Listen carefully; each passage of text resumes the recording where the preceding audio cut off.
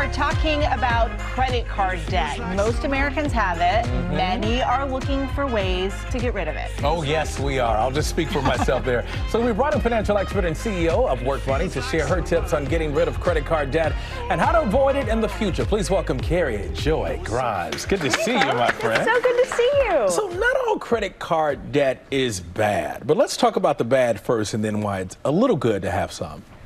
Well, you know, I think a lot of folks are struggling with credit card debt. I mean, can we be honest? We're living in a culture that really wants us to spend a lot of money, especially in summer when expenses are so high for families, childcare, trips, back to school clothes.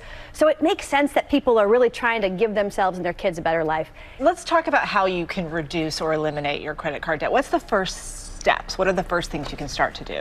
Well, first thing I want to say is getting over the shame of being in credit card debt is super important. We often skip the feelings about money. You know what I mean? Like money is math and it's very logical, and that's very true.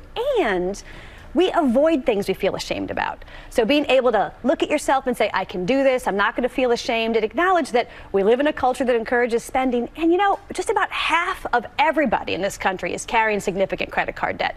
So if you've got credit card debt, you're not alone.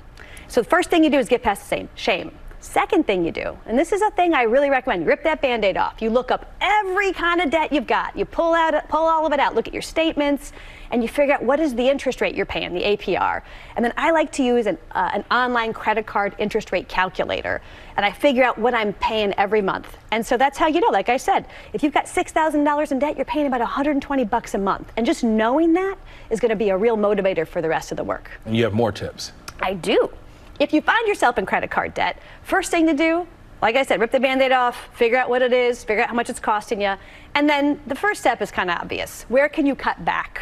Where can you put money toward paying that off? For me, it was when I got into credit card debt, I stopped eating out and ordering in so much. I think maybe a lot of people. We're busy people. We order out. It happens. We all are guilty of that. That's a lot of, you know. And so that really, I put that money toward paying it off. That's the first thing. The second thing you do, and I just did this weekend, you can call your credit card company and negotiate for a lower interest rate.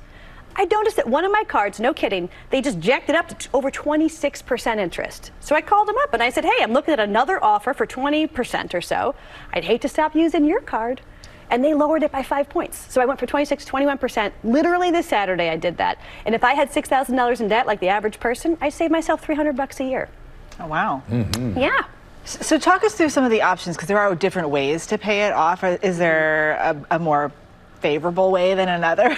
No, I mean, there are, but it's really about what works for you. I think the biggest thing folks need to do here is to stay motivated. So there's two methods. One is quick wins and one is big wins. So if you're somebody like my best friend who really likes to check things off a list, quick wins, you pick a credit card or the debt you have with the lowest balance and you just attack it. You just pay it off as quick as you can. And then you use the motivation from that to go on to the next thing and the next thing. Quick wins.